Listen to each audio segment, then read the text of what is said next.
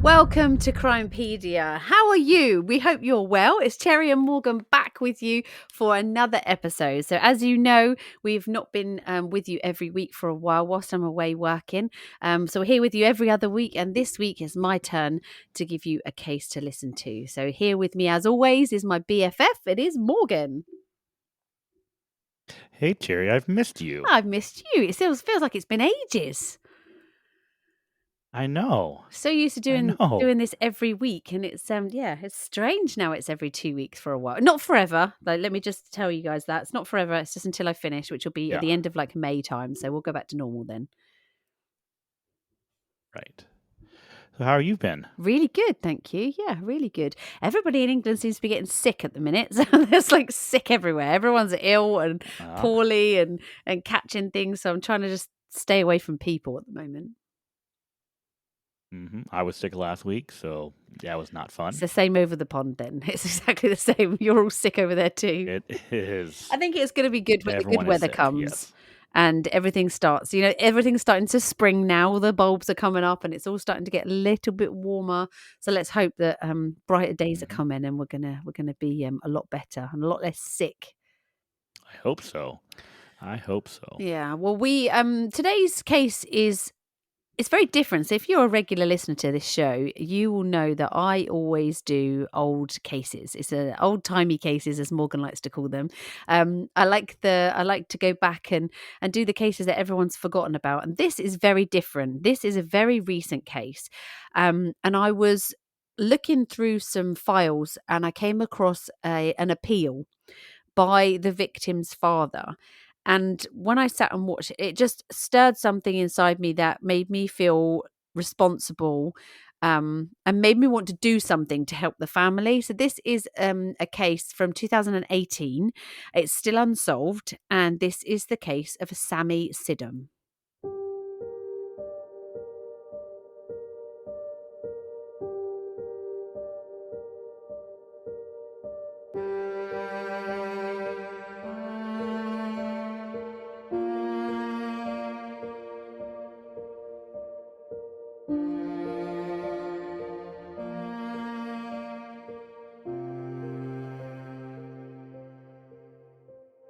A young man on his way home from a football game finds himself confronted with a choice.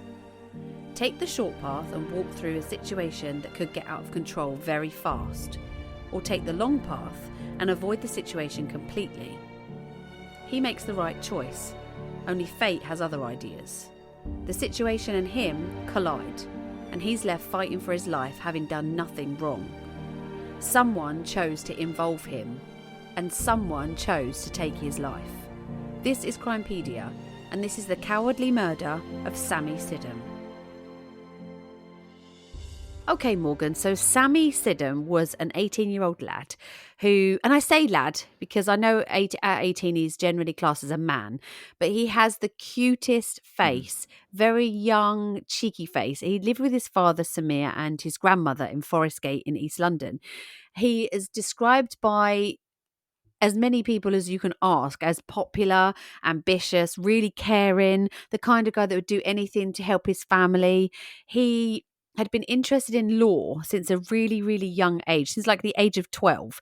And it made me smile so much when I listened to his dad describe why. His dad says that he was really good at arguing and that he wanted to use the skill of arguing to help other people. And I thought that was a brilliant reason to get into something like law, because you have to be really good at that. But if you looked at him, he doesn't look like the type of guy that would be an arguer. He looks very placid. He looks very happy. He was studying Yeah. law, a law and history degree, actually, at the Queen Mary University in London. And at the age of 12, he was chosen by the Newham Council to front a campaign to encourage parents to register their children for primary and secondary school, like for their admissions into school. So his picture actually appeared on billboards all over the London borough of Newham when he was 12. So he had that big billboards with his face on it. He absolutely loved playing football. When he was young, he used to play at Wanstead Flats, which is mad because Wanstead Flats is actually where some of my family live. So I know exactly where it is that he used to play when he was a kid in Forest Gate. It's near Forest Gate. Mhm. Sammy loved online gaming. He was like an administrator of all these different gaming communities. He used to organise football tournaments. He loved cycling, and he used to cycle around Wanstead Flats as well when he was younger. He used to love travelling. He was very interested in learning about other cultures and other societies. He used to read a lot. He had a passion for history, and he would always take time to learn about the history of places that he visited. And this is like not the kind of thing a normal 18-year-old does. He and his dad used to play No. football Mm-mm. together, and Sammy soon became a big fan of West Ham football team. My dad supports West Ham, funnily enough. He was a season ticket holder and he used to watch as many of the West Ham games as he could. So here in England, West Ham are also known as the Hammers. Very, very, very unique. But they're called the Hammers. And they play in like a claret and blue. And yeah, brilliant. Now he was, like I said to you, was really cheeky faced. I think when I see pictures of him, he looks a lot younger than 18. I don't think he even looks 18. I would make him give me his ID if I was serving him alcohol somewhere. He had like this lovely thick black hair that kind of framed his face, and is really his friends and family only have good things to say about him. Everybody that talks about him talks very fondly of him. Now, on the 16th of April in 2018, Sammy had been to watch West Ham play Stoke City at home in Stratford in East London. And at the last minute of the last few minutes of the game, West Ham had scored to draw equal with Stoke. So Sammy was really happy, left the game in high spirits. It was a good evening. He and a friend took a bus home together, and Sammy got off at Romford Road, which is on it's Romford Road and Woodgrange Road junction. It's approximately half a mile, I'd say, from his home, so not very far at all. Now, approximately Yeah. 10:30, police believe that there was some kind of altercation between two rival gangs in Avenue Road under the bridge. There's a bridge there, and this was on Sammy's way home. So he could walk through the Avenue Road to get to his home on Chestnut Avenue. Now, they believe that when Sammy started walking towards it, he saw the altercation was happening. And then instead of just walking straight through it, he took the long way round and walked all the way round to get to his house. Now, listen to the kind of things that Mhm. his dad says. He's not the sort of person that would get himself involved in any kind of trouble.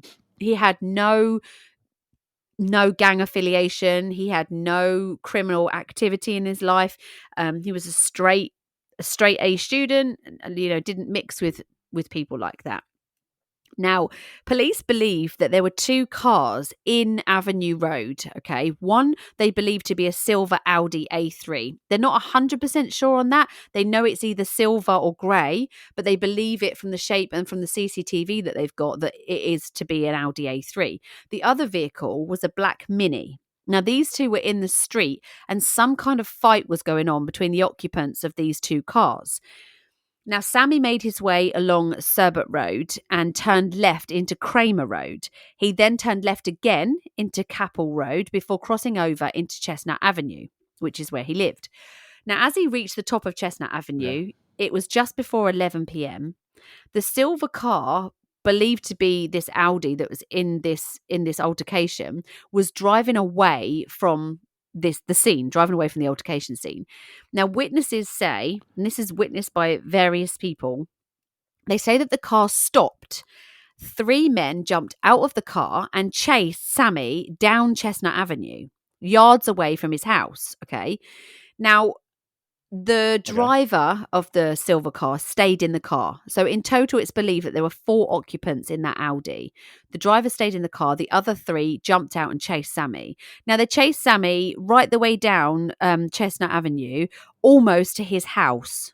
Okay, it was yards, just literally like 10 meters, if that, from his house.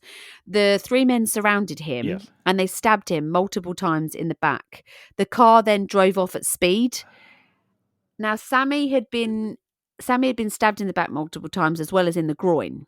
After being stabbed, he cried out. People could hear him crying, "Please help me, I've been stabbed." Neighbours were said to have then gone out to try and stop the bleeding and phoned emergency services. One of the people that was on scene that witnessed it, said that he was mumbling incoherently and it was horrific and very traumatic. Sammy's father was waiting for him at home and says that he saw blue flashing lights outside the house. So he went out to see what was happening, saw the police and the ambulance workers. The paramedics were there performing CPR on someone on the ground. But at that time, he had no idea that it was Sammy that they were performing the CPR on. So he said that he had a feeling something was really wrong. So he walked towards the paramedics. And as he got to the paramedics and looked down, he then saw that it was his son that they were performing CPR on. Now, sadly, Sammy died 45 minutes later in hospital with his dad by his side. And when I watched the interview with Sammy's dad, and I just thought, my God, imagine that. You're at home, you can see something's going on outside the front of your house. So you go outside, not expecting it to be anything to do with you. And you go out with that kind of dread feeling in your stomach that something bad has happened. But then something drew him to walk over to the paramedics. And as soon as he did, then realised that actually it is something to do with you and that's your son on the floor. And you have no idea what's happened. You're hearing people saying that Yeah. he's been stabbed. There's a lot of blood. And it just must be so confusing. And you just must be stunned all at the same time, Yeah. Especially as your kid has got Now, no gang affiliation, no trouble. yeah. I find this interesting because you sent me like a little map of his walk home, Yeah. right? So down Siebert to that was it Cranmer Yeah. to Chestnut. Chestnut. Yeah. And just looking at it, you can see how he must have saw the fight or Yeah. whatever going on, and he was avoiding it Yes. by going down another street Yeah. because that Avenue Road where that fight was going on Yeah.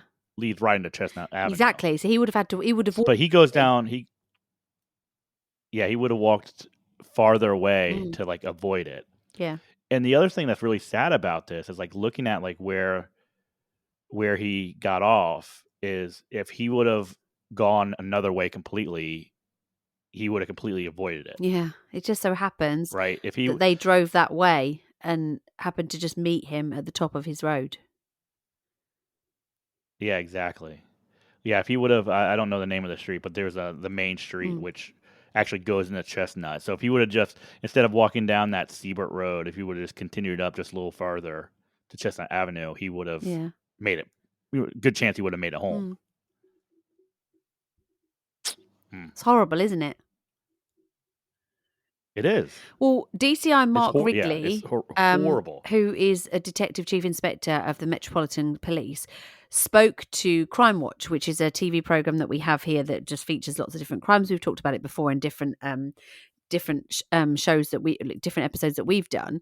And they actually did a reconstruction of this. I mean, you can see it. It's on YouTube.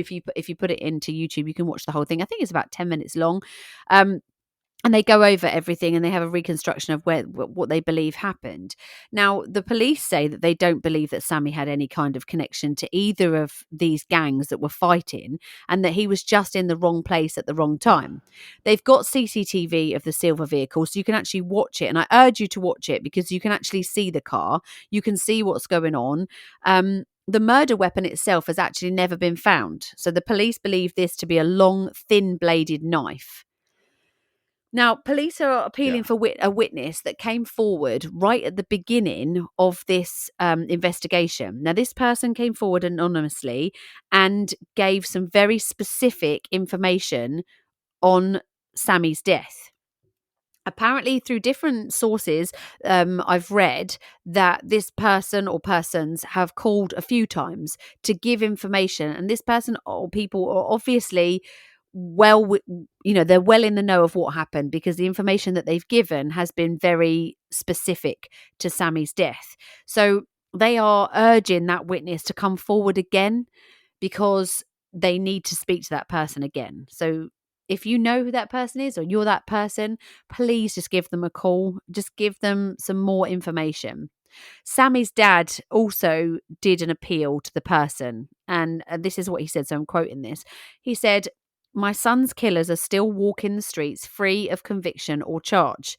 I need you to provide the evidence to convict them. You know who you are, and you have a choice to be someone that hides in the dark, or a brave person who sets the record straight. If you know the killers, you already know that they killed a perfectly innocent person for no reason whatsoever. He has done nothing to anyone. He was never involved in anything and had nothing to do with his killers. The only person that would stop them from doing the same to you is you." And I thought that was really powerful, because these people Yeah.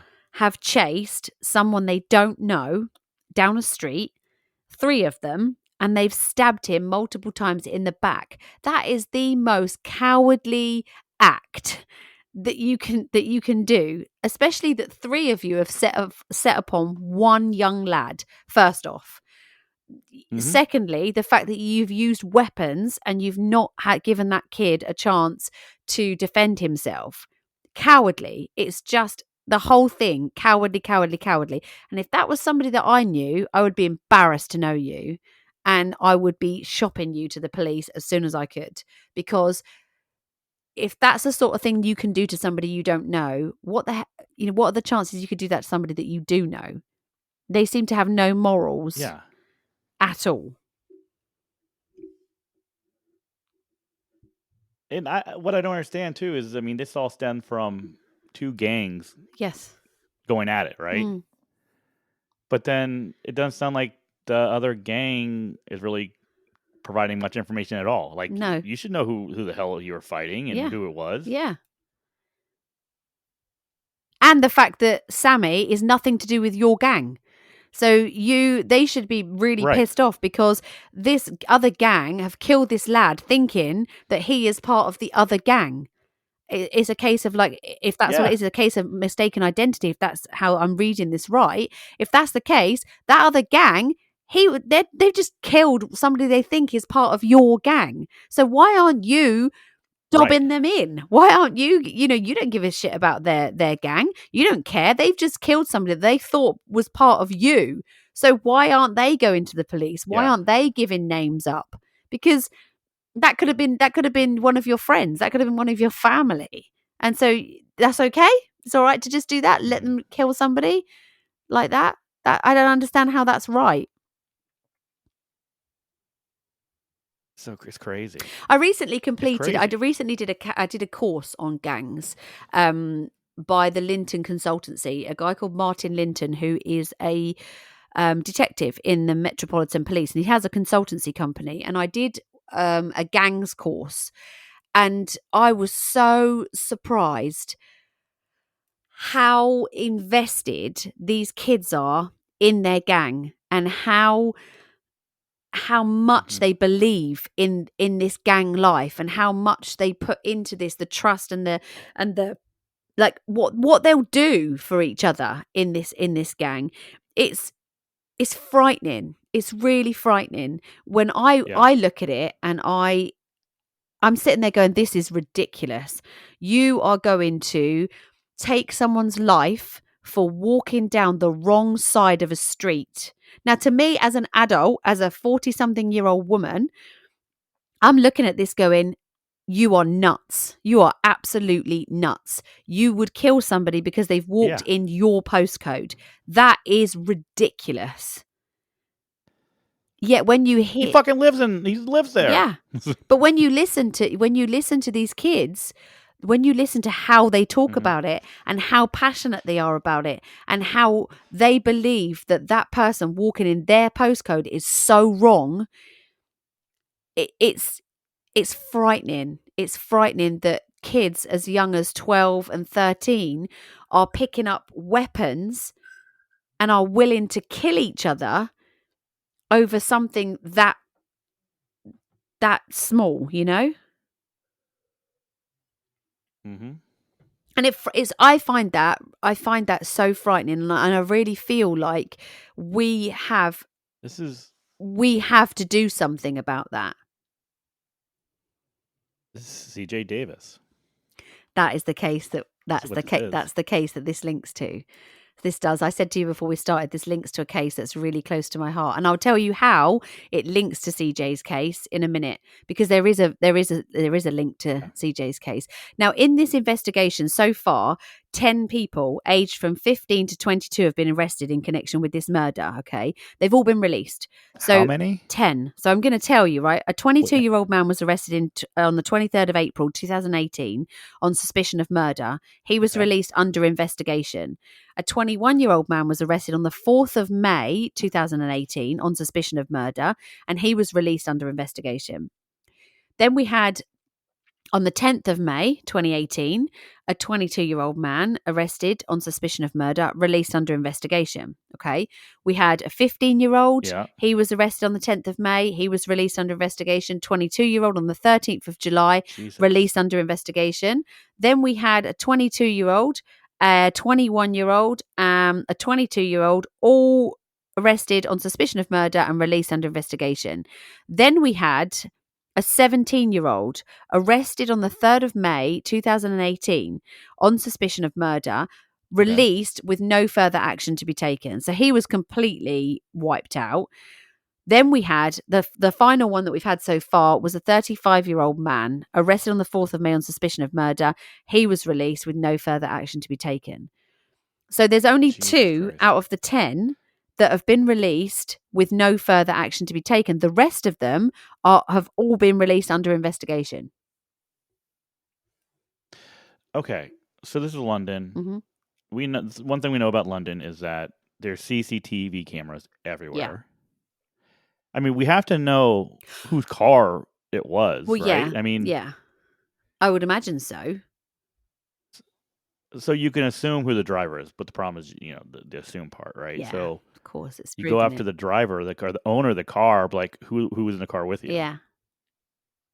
But you know what you're going to get, don't you? You're going to get no comment, no comment, no comment, no comment. Right. And the problem with this is that in London, yes, there is CCTV everywhere, but this is a normal street. This isn't like in the middle of the high street. This isn't this is a normal, like a normal residential road. This isn't like in a really, really busy part of London. So there may be, I mean, there obviously is CCTV because we've got CCTV footage of the car. But there isn't any CCTV footage of them out and running, I don't think. Not that I could see anyway. Now, since 2018, there haven't been any significant leads in this case. And Sammy's family, they're left in this kind of strange limbo. Is how I can sort of understand it in the fact that they know the people responsible for Sammy's death are still out in the community. They could possibly walk past his house every day. I mean, imagine what that's like, going to the local shop and not knowing if that person in front of you in the supermarket queue is the person that killed your son. That's something they have to live with every day, is that they could be paying for a newspaper in the corner shop and the person that's behind them in the queue could be the person that killed their son. And there's nothing they can do about it. This is something that they are waking up to every single day. And I don't believe that there is no one with loose lips enough to give names in on this. Because there's a group of people that know, there's more than one group of people. There are groups of people that know exactly. They know that it was an act. They know that it wasn't it wasn't for a reason. They know that it was a case of mistaken identity because everybody knows that now. As soon as they found out who it was that died, those people that killed him are going to know that it wasn't who they thought it was because they don't know Sammy. And Sammy's got nothing to do with any Right. of this. So they now know that they have killed an innocent person.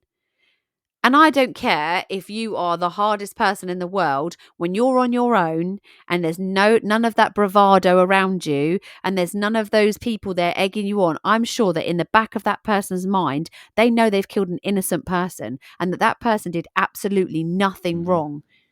And they're dead because of them. I don't believe that there's not a time that they don't think about it.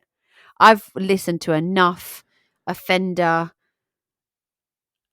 profiles and enough interviews with offenders to know that when they're on their own, they do think about it. And if they say they don't, they're lying because they do.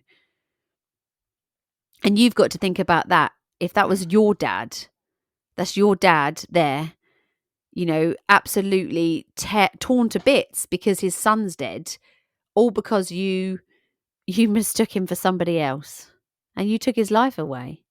Right. Now, I did some research, on the gangs that are reported to operate in the Forest Gate area of London. There were a few that came up. Now, Seventh is a street gang that's based on the Wood Grange estate in Forest Gate. Remember I mentioned Wood Grange earlier.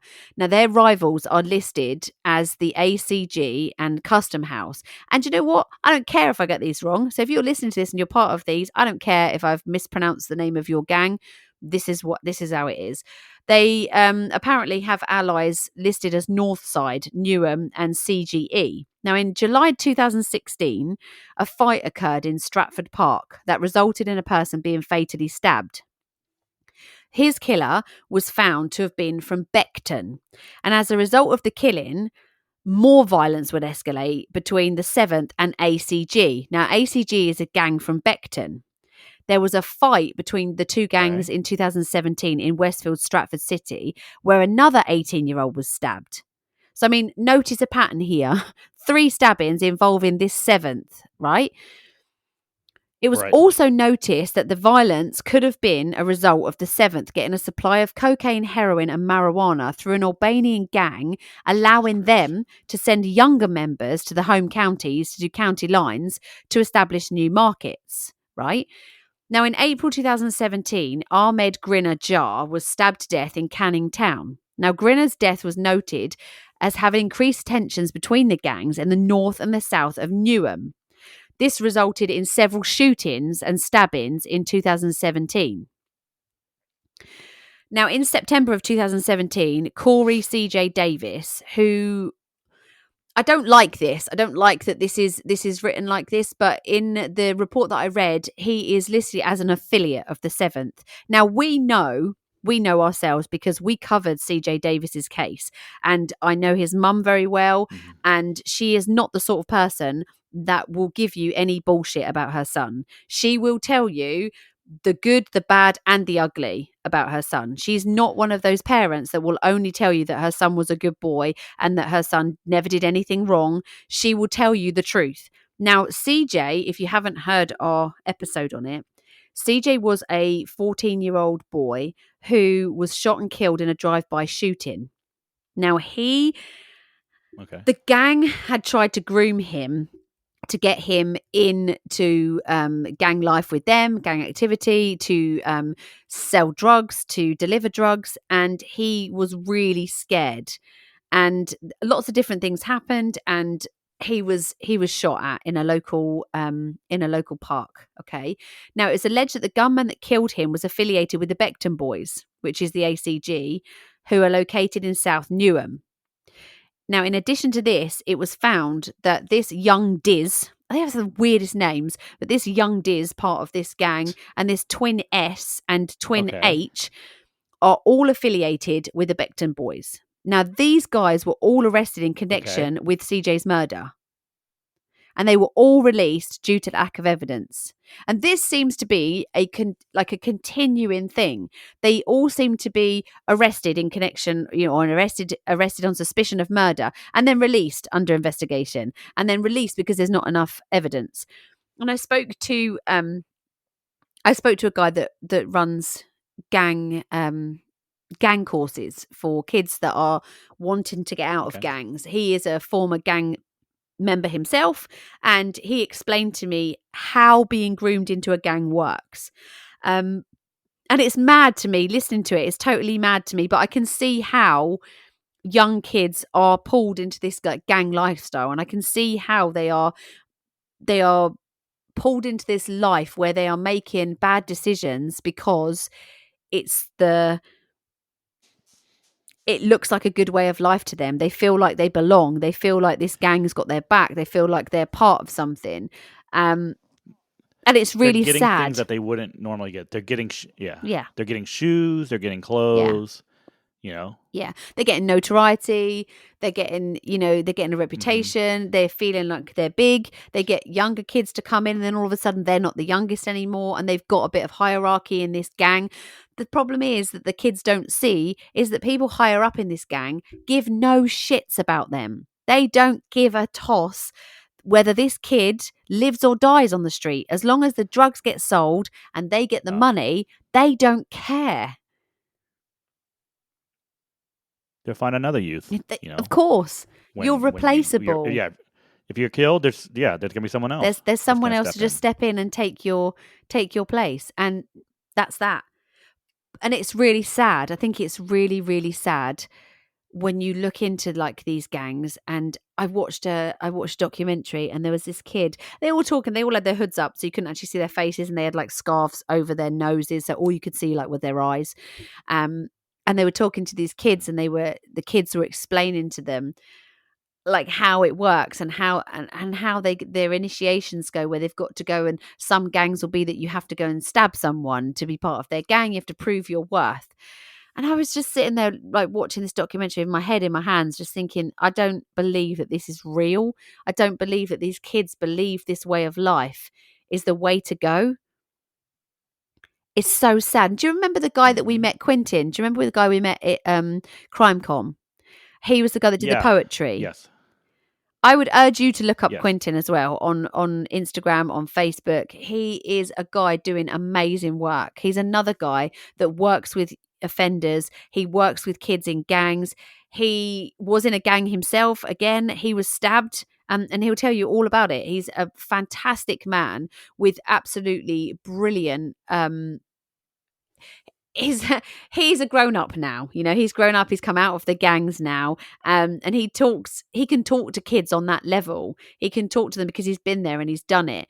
And there were parents that are just absolutely pulling their hair out because their kids are part of these gangs that are, I mean, it's really serious. It's really serious. They're killing each other over drugs, Oh, over postcodes, over just being in the wrong place at the wrong time. This is life. This is somebody's life. This is not just two kids having a fight in the street. This is really, really serious, and it's getting worse. You look at the stabbings in London now. It used to be somebody was, oh my God, there was a stabbing in London. Oh my God, this is terrible. This is mhm. awful. Now it's barely even on the news anymore because it's not news anymore. 13 and 14-year-old kids being shot, being killed in London is not it's not shocking anymore because everyone's used to it happening because it happens so often. How have we let that happen? Yeah. Sad. It's really sad to think that like 12, 13-year-old kids are carrying knives. And not only that they're carrying them, they're willing to use them. It's horrific. It's absolutely horrific. And It's I just can't unbelievable. imagine. I can't imagine the torment and the pain that Sammy's dad goes through every day. And the other thing is the fact that it's not that easy just to pick up a house and leave. He lives right where his son was murdered. Every day he has to Mhm. see that place. Every time he walks out his front door, it's there. That's torturous. It's just awful. And for what? For what, why did Sammy die? It's just it's horrific. I mean, there's something lovely that's come out of this. Queen Mary University have set up the Sammy Sidum Award, which will support a student at the university for 3 years. And his family are really pleased that he will have this lasting legacy at the university, and in his name, a student will be helped, which is what he really wanted to do, was help people. So that's a lovely thing to come out of this. And anyone that's witnessed Sammy's murder or knows any information at all, even if it's just names, like, do the right thing. There's a £20,000 reward for any information that leads to a conviction, but don't do it for the money. Do it for his family. Do it to stop this from happening to other people. That could be your son, your daughter, your sister, your friend, it could be anybody that you know that this could happen to. Sammy was an innocent boy that had nothing to do with drugs. He had nothing to do with gangs, and his life was just taken just like that. So any information, if you've got any information at all, then there's a number that you can call. It's 0208 345 3715. So it's 0208 345 3715. Your information will be dealt with by experienced officers. They know how hard it is to make that call. But just think about that, just for 2 minutes. Just think about it. What if that was your brother or your family or your friend who did nothing wrong? Yeah. People know who did that, and the police need to know who did that so that there's some kind of justice for Sam and his family. This is insane. Yeah. I was just reading this where it says about the Becton boys. Becton boys used a gang database made by the Newham Council in order to find potential targets. Yeah. What the fuck? Yeah, they managed to get hold of a database, So of people in the council estates, and they managed to get hold of the names from the council somehow, and then they were able to target people. They knew exactly where they lived. That is insane. It is, and Keisha, CJ's mum, has been campaigning tirelessly to try and get things changed, because obviously CJ was from Newham, and she was fighting and meeting with council representatives, and they did nothing. They did nothing to help her, and she was begging them that something was going to happen to her son if they didn't move him out of the area and move him out of the school that he was in. But because they lived in that area, he couldn't go to school in another borough because he didn't live in the borough. It's honestly, it's awful. But when kids are taking each other's lives, we need to step in and do something, because this can't happen. This can't be happening. Mm-hmm. No, absolutely not. No. So if you get the chance, if you've got 5 or 10 minutes, just have a look on YouTube. There is a reconstruction, and you can see Sammy's dad, and he looks like such a lovely man. You can see him, and his grief is just, you can feel it. It's horrendous. And he talks about how him and his son were best friends, not just father and son. They were best friends. And it just made me feel sick, because I think it's so senseless. There's no need. Murder is senseless anyway. Yeah. But you can understand sometimes people losing their temper in rage and hurting somebody in an argument, in a heated argument. It's kind of an understandable. With this, they didn't even know who he was. They didn't know who he was. Right. And 3 of them, set on him, and he did nothing wrong. He was just walking home. And that just broke my heart. I just thought it was an awful, awful case. And it wasn't that long ago. There is still time with this. This doesn't need to become a cold case. There are still people who are probably still in that gang right now that know exactly who did it. They know.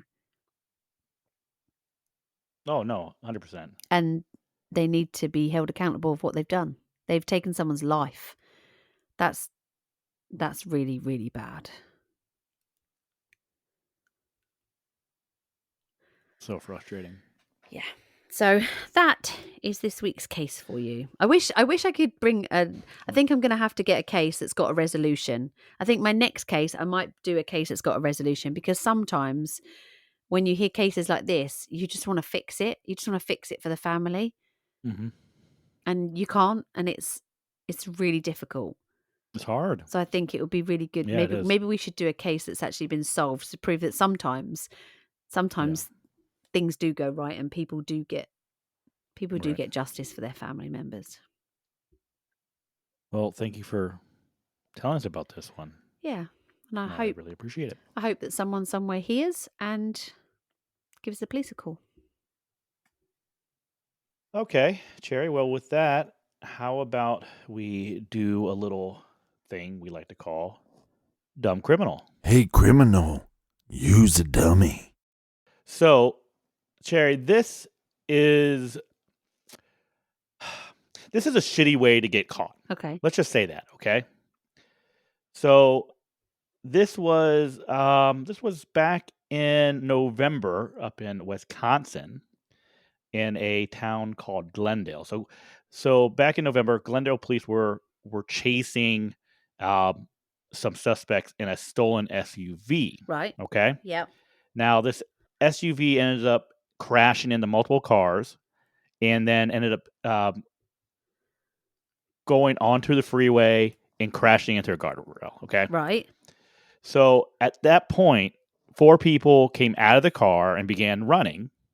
2 of them would cross the freeway before running into the nearby Lincoln Park golf course. Okay. Right. So at the time, there was a group of golfers who were on the 3rd hole and saw a crash. And that's when they saw the 2 of the suspects running onto the golf course. Okay. So the suspects end up running towards a porta potty.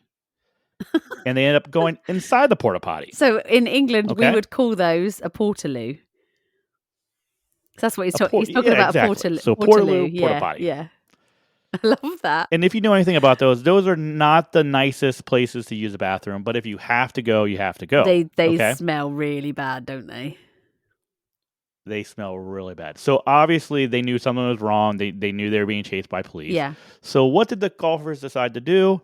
They decided to go over and push the porta potty over, trapping the suspects inside. And all the fluid's going to come out of the toilet. Yes. So one of the golfers said that it was extremely smelly, and he could hear it sloshing inside. Oh, that's horrible. God, can you imagine? Serves them right, though, but gross.